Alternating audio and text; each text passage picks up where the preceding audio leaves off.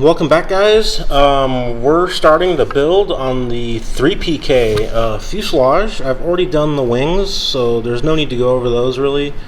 We might go over some stuff when we assemble the whole model. But yeah, we're going to start working on getting the servos into the center pod of the fuse here.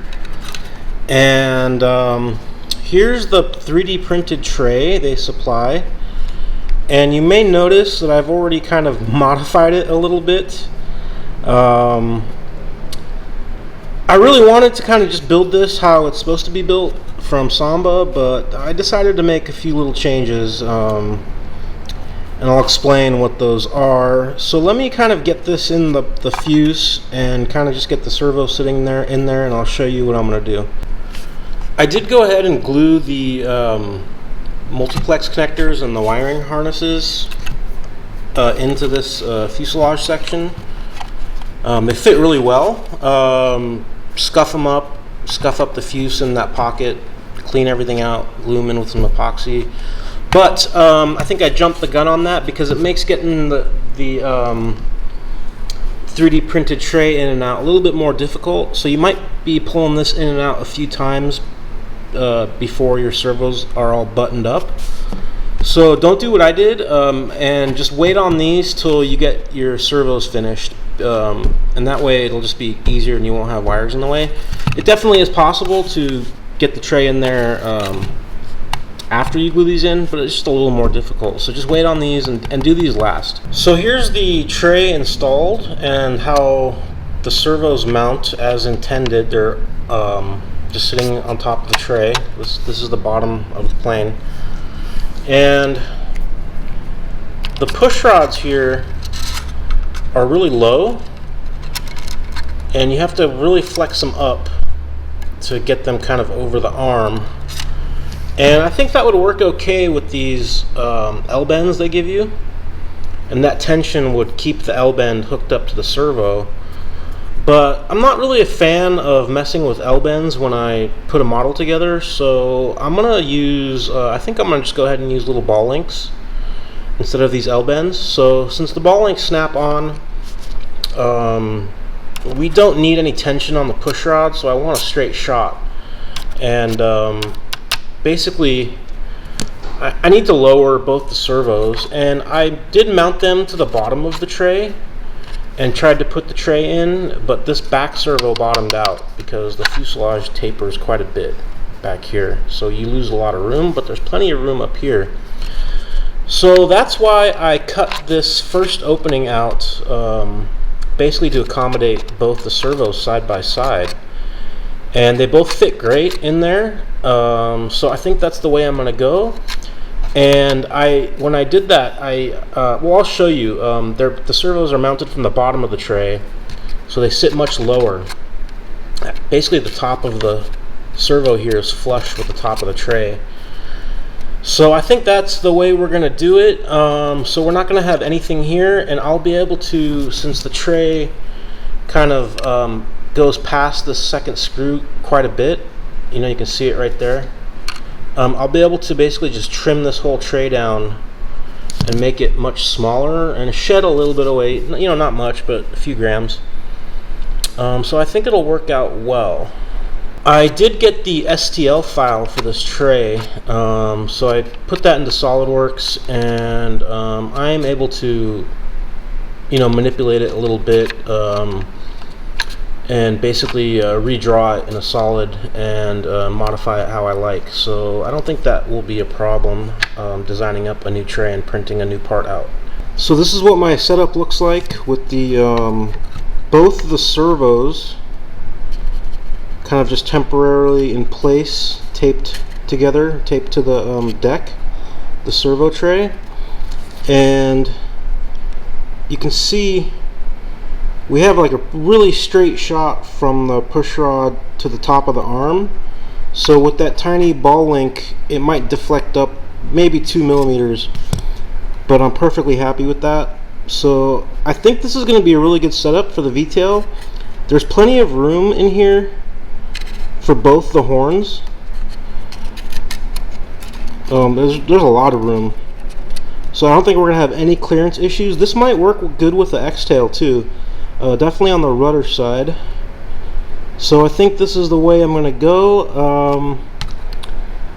Yeah, I just gotta design the new tray, so we'll get on with that. So we're gonna go ahead and get started installing the horns on our KST A08 servos, and again we're using the single arm, and we're gonna be using the second hole out from the output shaft. So we'll prep both those horns, and these are the ball links I'm going to use, these tiny MP Jet ball links, and the screws. So let me go ahead and get all this stuff prepped, and then we can think about cutting the push rods down to size. So this is what our servos look like for our V-tails. They're mounted onto the tray kind of permanently. Got the screws in there, and the horns are all prepped and set up. I sanded the ends round, and I got the ball links installed, and the ball links thread in from the bottom here into the brass horns, and I have put high strength thread lock on those screws, so not medium but high strength, just in case they might want to back out at some point. We should be all good with that now. So the next thing to do is go ahead and get this guy into the fuse, and we're going to put the boom on and the tails and mark where we need to cut our push rods. Okay, so the V-tails are on the fuse and they're taped up in the center or neutral position, so that's all great. The push rods are hooked up to the surfaces, and then if we go over here, the horns are all set up and the servos are programmed. I tried to get both horns as perpendicular as possible. And I have marked, I don't know if you can see it in there. So I've put a mark with a gold pen right there at the center of the ball link on both of the push rods.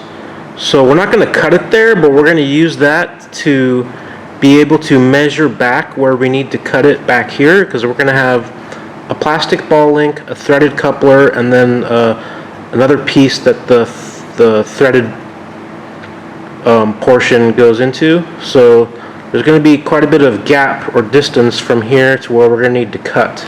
So here's the setup for the linkage. We have our ball link, a 20mm piece of 2mm threaded rod, and that goes into the coupler that was provided with the kit, which is has 2mm thread on this end and a hole here for the carbon. And if we look at the push rods, you can see I've marked the initial mark where it lines up with the servo arm, and then we have a third mark which is essentially the length of this whole unit, and then I've marked up 10mm from that, and that's where we're going to make the cut, because the hole on this end is about 10mm deep. So if we cut right there, we should be good to go, and we'll be able to get the push rods hooked up. Ready to glue up these linkage pieces on our push rods, and in preparation I've actually kind of sanded a taper on the ends of these brass couplers, and that's just so I can get some epoxy kind of up and over the coupler, just to give it a little extra security. They're nice and scuffed up on the ends here. And then with the carbon push rods, same thing. I've sanded the ends with some coarse sandpaper and used a file and just put a few little notches in here just to give the resin something to bite into to help prevent these from ever slipping out. And then I've cleaned everything up with rubbing alcohol, so we're basically ready to go. Okay, so we got these epoxied on. I'll try to zoom in here, and you should be able to see that epoxy on the connector. So that's all good. Again, we have our tails on and centered. Servos are perpendicular to the center line of the fuse. The arms are. So everything's good. And I used just some 30-minute epoxy with just a little bit of Cabosil, not much, just to thicken it up slightly. So we'll let this sit still for at least a couple hours, and then we'll see how it looks. Just to go over the motor mount real quick, the 3PK has the same style of built-in firewall as the 2PK, so you don't have to glue in a motor mount or anything. I'm using this Xpower Windy. It's a 2925/8, and it has a 16 by 19 bolt pattern, I believe, 3mm screws. And I just wanted to show you a really cool template you can use to drill the holes. So this is available as a STL file on the Samba site, and you can just print it out or have your friend print it out, and it fits perfectly in the nose. So actually, before I put it in, don't do anything to that center hole. Don't drill it out or anything, because it's basically the same diameter as whatever that hole is. And it's a tight fit, but it does fit like that. And you can just line the screws up however you want them, and then just use that as a template to drill your holes. So it's really handy. I've already done it, and it came out perfect. So I really recommend, if you're gonna use a motor with a 16 by 19 pattern, to give this a shot. Okay, so I have my motor kind of bundled up with my speed control. You can see I have the wires bound up back here with some shrink tubing. And this is a Dualsky Summit 60X speed control that I picked up at the Samba Cup. I saw the Dualsky guys there. Super nice guys, and they had some products for sale, so I went ahead and picked up some of these speed controls and a few other things. And it's a really nice compact package. So I can program the speed control just through the leads, I believe, so I don't have to get it out again. So we can just go ahead and install the motor here, and I have also countersunk my screws so they sit flush here. So we'll go ahead and get all that installed. Okay, getting a little more progress done while I'm waiting for this glue to dry. Most likely you're gonna have to make yourself a couple of extensions to get your elevator servo leads over here to where your receiver is going to live. So I've gone ahead and done that with some, I believe this is 28 gauge wire, real thin wire. Kind of matches the wire on the X08s here. And I've made them long enough that they kind of come out about the same length as the wing harness wires. So it'll give me enough room to comfortably plug everything into the receiver here. And so I'm just going to plug these in. I didn't put the sleeves on them because it's a little bit extra weight, so I'm just going to plug them together and then wrap them with tape or use some shrink tubing on them. So I just went ahead and put some shrink tubing over these connectors, and that worked out quite well. Real neat bundle there, and more compact than having the sleeves. So I can go ahead and run this through the fuselage and have the wires exit over here. And then I'm going to start looking at this receiver mount and the antenna placement on this 3PK, because it's not going to be quite as easy with the antenna placement as it was with the old 2PK. I've been scratching my head a little bit about where to route my antennas on this guy, and kind of got frustrated, so I decided to tackle something else. Wasn't too happy with the way the screw looked just sitting in here with the big kind of washer base kind of thing it has. And I mean, it's perfectly fine, so go ahead and use it if you like. But what I did is I took this countersink tool, and just by hand I just twirled it slowly. I didn't want to use it on the drill because I didn't want it to get out of control, but I just kept kind of twirling it until I got a nice countersink going here. And I found a 3mm screw, countersunk screw, and it actually fits quite well. And it looks a little bit more pro, I would say. So if I rotate the fuselage, you can see it's fairly flush, and it just looks cleaner. And yeah, worked out really good. There's plenty of meat here. There's a lot of thickness, and the countersunk screw gives you a lot of contact surface area. So it's going to be just fine. So now that I did that busy work, kind of going to continue thinking about receiver placement. I did kind of put that tray in there, and I'm not going to use this receiver. I'll be using a new one, but this is the same type. So if I put it in this way, I don't have a lot of distance with my antennas to work with, so I think I'm going to put it in this way. And that means that the leads are going to come out of the bottom here and wrap around and go up into the receiver. So I might recess this back a little bit more, just to try to keep the wires somewhat neat and not just poking out of here. But yeah, we'll continue to ponder antenna placement. So I went ahead and glued this receiver mount or tray in. I'm not really sure which way it's supposed to go, but I kind of put the longer sides of the flanges going up. It doesn't really matter. And it's kind of lower than center. It's not an exact fit there, but again, it doesn't matter. Just make sure your receiver fits up there. And I recessed it back maybe 6 millimeters or so. And I used just some canopy glue to glue it in because I don't want it to be super permanent in case I have to modify something or change something.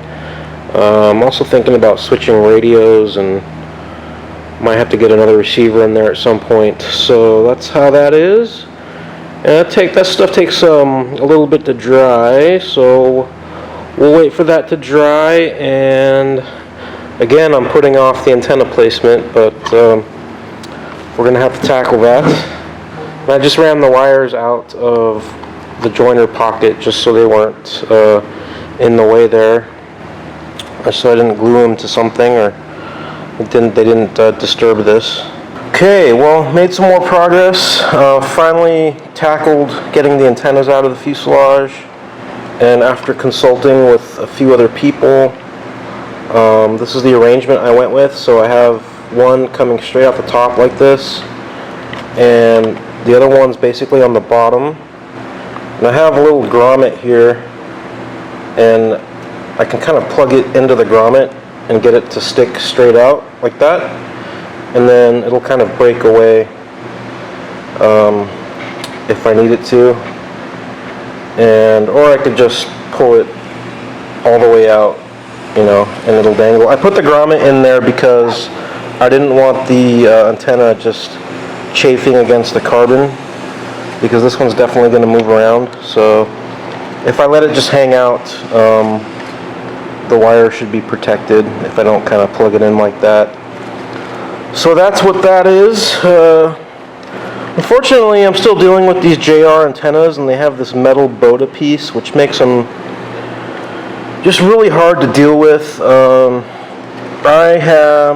probably gonna switch radio systems here pretty soon. Either FR Sky or Jetty, I don't know yet, but regardless, for this model we're still sticking with the JR. That tray is glued in and dried that we did earlier, so the receiver goes in right here, and got the Altus, got to deal with this. So the next thing we're going to do is we're going to get the wires plugged into the receiver and kind of permanently fix it onto the tray with some double-sided tape. And we're going to have to make an extension to go from the receiver to the nose, because every time we put the nose on, we're going to have to hook it up, and I'm probably going to use a Dean's 3-pin for that. And I'm going to have to, I got to wire the Altus in, so I got to trim down the speed control wire probably, because I don't want all that extra wire. And I also went ahead and used some black pinstripe tape and taped down this hatch. Now for my model, I'm probably not going to take the boom off very often. So I went ahead and just buttoned that up. If you are going to take the boom off every time you fly, obviously just use some regular, whatever kind of tape you want here, and you're going to have to have this coming off and on every time you hook up the boom to the middle part of the fuse. So let's go ahead and button up the receiver here and get that in place. One thing I forgot to mention is that when I hooked up the push rods and the glue dried on the couplers and I tested the throws, with those arms that I made, I was still not using very much of the servo travel. So I actually changed the arms out, and I'll put some pictures up. But what I went with was this kind of X arm and the very most inner hole here.